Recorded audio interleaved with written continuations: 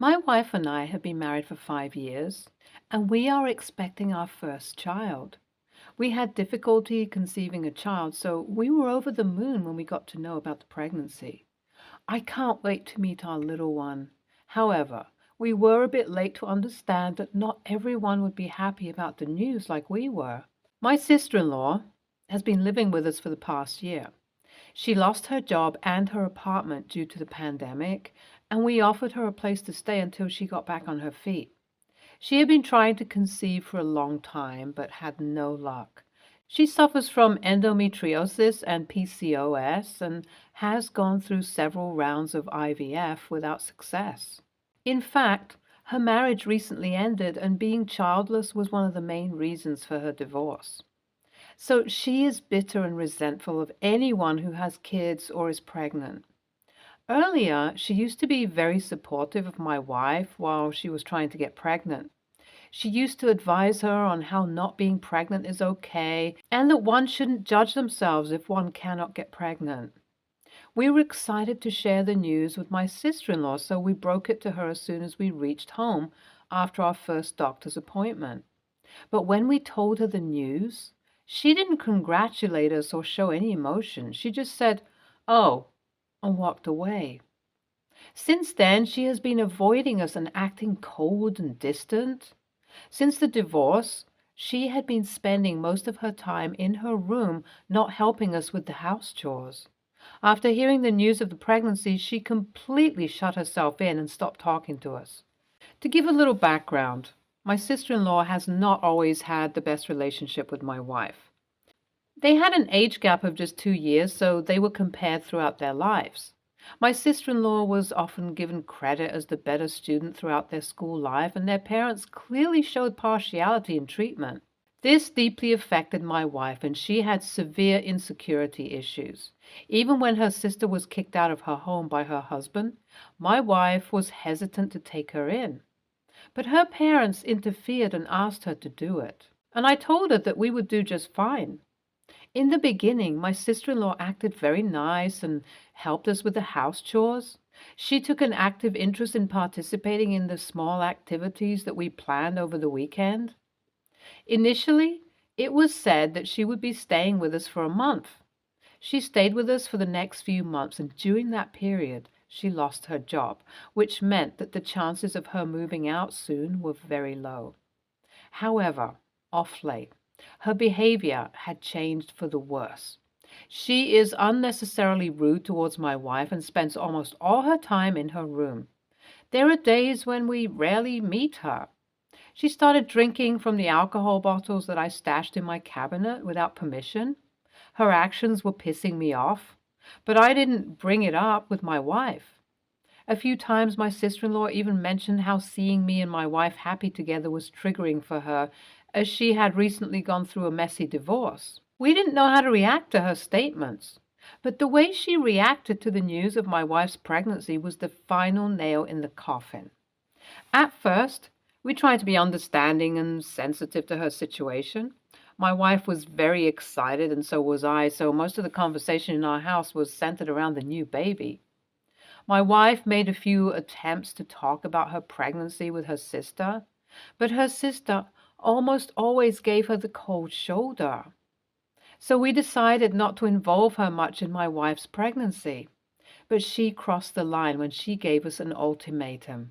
She said that she couldn't stand hearing us talk about the pregnancy or seeing anything related to it in the house. She said that we have to keep it a secret from her. We were shocked by her demand. We told her that we were not going to hide our joy or pretend that our baby doesn't exist. We said that we were sorry that she was going through a hard time, but that doesn't give her the right to dictate how we live in our own home. We said that if she couldn't handle being around us, then maybe she should move out. She got angry and called us selfish and insensitive.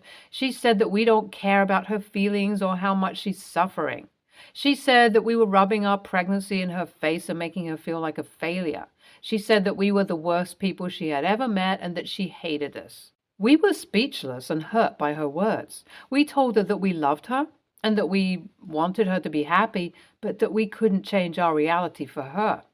We said that we were not going to apologize for being pregnant or for wanting to share our excitement with our family and friends. We said that we were not going to let her ruin this special time for us. She stormed off to her room and slammed the door. We heard her packing her bags and throwing things around. We decided to leave her alone and let her cool off. We hoped that she would come to her senses and apologize, but she didn't. The next day, she left a note on the kitchen table saying that she was moving out and that she never wanted to see us or hear from us again. She said that we were dead to her and that she hoped that our baby would die too.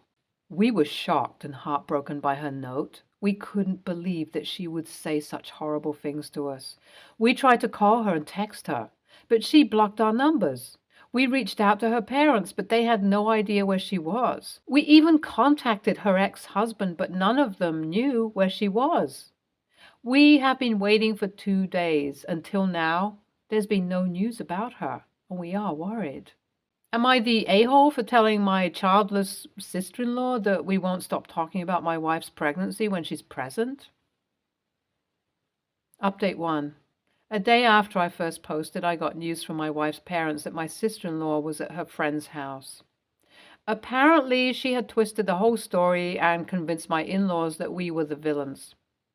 My sister-in-law told her parents that my wife mocked her for being childless after hearing the news of the pregnancy. Thankfully, we had the note she left for us in the kitchen, and we showed it to my wife's parents. I don't know if they believed us, but I think we made our part clear. But it was a very emotional moment for my wife as she stood up for herself for the first time in front of her parents. She told them how toxic her sister had become and how the parents' actions are responsible for her toxicity. I'm hoping my sister-in-law will never cross paths with us again. Update 2. Merely 2 days after my first update, one night, we heard our doorbell ringing. It was my sister-in-law, and she was completely drunk. She wanted to crash at our place. Though my wife wanted to invite her in, I told her that the woman who wished death upon my baby had no place in our house. I called her a taxi and sent her over to her parents' house. She made a huge scene when we didn't let her in. She cursed us and the baby even more, so it was a relief when she was out. We called her parents to inform them that she would be there any minute and went back to sleep. Update 3. We were devastated by her actions, but we decided not to let her affect us anymore. We focused on our pregnancy and our baby. We decorated the nursery, brought baby clothes and toys, and took maternity photos. We shared our updates with our loved ones and received their support and congratulations. We enjoyed every moment of our journey and looked forward to meeting our son. He was born last week, and he is the most beautiful thing we have ever seen. He is healthy and happy, and we love him more than anything in the world. He is our miracle and our blessing. Sister-in-law is still living with her parents, and she has made no effort to contact us still. My wife's parents tried to fix the issues between us, but I told them that unless she truly repents and apologizes for what she did, she has no place in our life. We don't know if she will ever come back, but even if she does, I won't be comfortable having her around our child. But we do believe in this. We did nothing wrong, and we have nothing to regret. We did what was best for us and our baby. YTA, you're the a-hole for letting her into your house in the first place. Your wife was clearly uncomfortable with that decision, so you should have stuck with your wife's opinion. But instead, you wanted to show off how kind you were and let a toxic person into your living space? The rest of the events happen as a result of your decision, so there's no point complaining about that, as those are the direct consequences of your decisions. You should have asked your sister-in-law to stay at her parents' house instead of taking her in rent-free. At least you could have done that when she lost her job. NTA. You did what was best for your marriage and your child, but you should have kicked her out much earlier. She initially told you that she would be staying there for a month. Suppose she could not keep her word. That's a huge red flag. You should have asked her to leave right then. I lost it when you mentioned how she felt insecure seeing your happy family. That says a lot about the person she is. Try not to bring her near your newborn. NTA, your sister-in-law is straight up toxic. She has no business being in a healthy family environment. She would only try to ruin it. If you can't be happy about your sister's pregnancy, there's something seriously wrong with you. That's what her case demonstrates. Next story. I, 29, female, have come out of a long-term relationship after 7 years and 6 years of living together within the last 3 months. No kids, and we weren't married. The breakup was relatively amicable and smooth. He let me stay in the house until I found another place to live, and I managed to move out and into a new place after a month. The house is his house. Only his name and only he paid the mortgage. I never paid anything. I only contributed to bills, food shops, and anything we bought together. I took the furniture items I bought myself, which was just a desk, the dining table, and some others, and I'm fine with that. I've been sourcing some cheap furniture and stuff in this time. I've had no contact with my ex since moving out, as everything has been sorted, so why would I? My mom has been checking in on me. This is fine, but it seems to be a lot more than normal. She's quite old-fashioned and doesn't seem to understand how we had an amicable breakup. She thinks if we were fine for so long, why did we end it? We just grew apart. It's kind of annoying, but I know she's doing it from a place of love. My parents were round at my flat the other night. I invited them round for dinner as I wanted to show them the progress I've made with furniture. It's nowhere near fully furnished, but I'm getting there. Both commented that it's really pulling together and we enjoyed a nice meal. I thought the night was nice until my mom brought up my ex. I should note that my parents have not offered any financial help to me at all, nor have I asked. I have been sourcing second-hand furniture from charity shops, social media, marketplaces, etc. She mentioned that I shouldn't be buying cheap things second-hand or having to do it over time. She thinks I'm entitled to monetary compensation from my ex due to sharing a house with him. She would not shut up about it even after my dad and I protested, and she was annoying me. And eventually I laughed and called her deluded, thinking I'm entitled to money from a house I paid nothing towards. Anyway, my mom is pissed off with me. She says she is only looking out for me and that I deserve something since I'm now living on my own in a partly furnished flat. She says until I apologize for my outburst, she doesn't want to see me. Dad thinks we're both in the wrong and both need to apologize. My sister says Mom needs to stop being so involved in my business and stop harping on about the breakup. My best friend thinks Mom is just trying to support me, but is going the wrong way about it, and that my reaction was valid, but that maybe I should let it go. Edit. My dad checks in on me, but it's a lot more relaxed than normal compared to my mother. He is quite relaxed and chill. They both love me very much, but I do wish my mom could tone it down. Edit 2. I'm in England. Common law marriage is not legally recognized here. I am not entitled to half of anything which I think some American commenters are mentioning. Why would I want a house that isn't even mine, or anything else? Edit 3. My mom knows we broke up due to growing apart. She knows I never co-owned the house or paid towards it, so I don't know why she thinks I'm entitled to money. Edit 4. Please read my second ETA. I am in the UK. There are no laws or legal rights for unmarried cohabiting couples unless you already have agreements in place such as a cohabitation agreement or if we jointly owned a mortgage. I also did not apply to stay in the property through a form of tenancy agreement. I literally do not want money and I'm not owed money. Please understand that, any non-UK commenters. Please understand, alimony and stuff isn't relevant to me. NTA, but your best friend is right. Your mom is concerned for you, and that's where this is coming from. But she should have stopped when both you and your dad asked her to. I don't think you should apologize, as you're not sorry you said it, but you do need to let it go. Moms being annoying out of worry for their kids will carry on regardless of how old the kids are. Next story. I, male 22, have a tight friendship group with R, L, and V, all male, 22.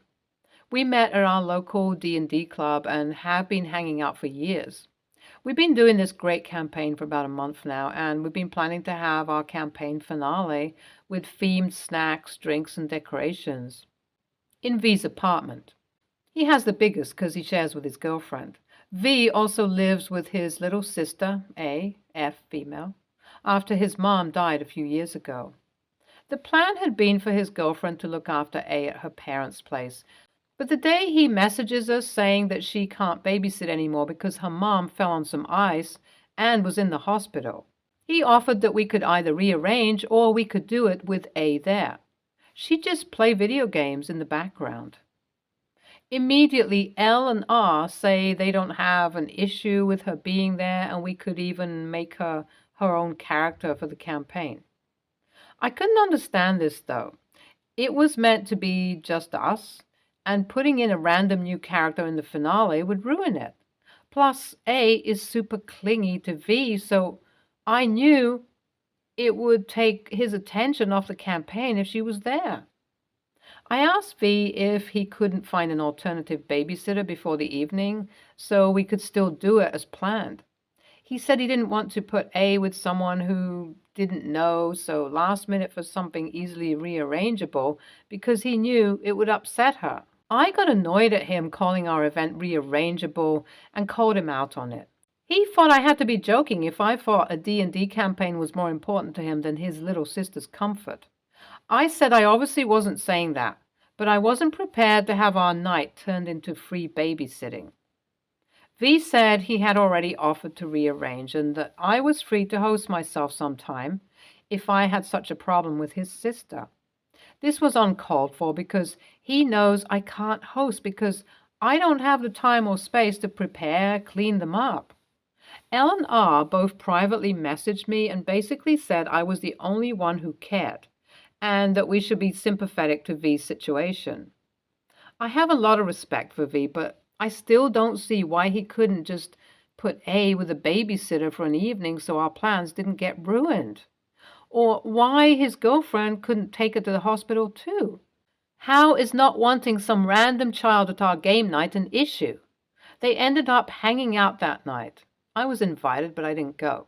And doing a one-shot campaign, which also annoyed me because we always play D&D together. My mom thinks I was an AH because V is raising a child by himself.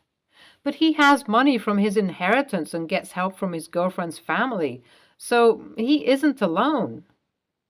My brothers agree that I'm not TA here because V shouldn't baby A so much that he won't put her with a babysitter. I want some reassurance on this, so I've come here. LOL. AITA? Edit. Okay, I see overwhelmingly I am being voted TA. I'm gonna take some time away from Reddit now because I've started getting threats to think about what happened and then try and talk to V. I definitely don't think I've been appreciating his role as being that of a parent, not just as an older brother, and I need to say sorry. I struggled to make friends in school, and D&D was one of those ways I made friends, but I think I've been too focused on the game itself rather than the good friends I've been playing with. Hopefully, I can mend this with everyone. I was afraid of the change, but ended up making it worse. Once I thought about what I'm going to say, I'll talk to him and update you. Also, just to add for those confused, my issue was never her joining us or being there. It was really that everyone seemed to reach a consensus on changing the whole plan so last minute. I should have just asked to reschedule. I let my excitement for the event get the better of me and was desperate for it to go ahead as planned. This was the finale of the first arc, which I should have specified. I was attached to it so much after only 1 month because it's been our best yet, and I was afraid of it being ruined, changing. But like people have said, the whole point of D&D is changed, and no good campaign is made by refusing to accept that. Why TA, and a big one? First, it's not free babysitting. She lives there in the place you'd be going to visit. Get that part straight. Second, Bringing her to the hospital? Really? That was actually one of your solutions?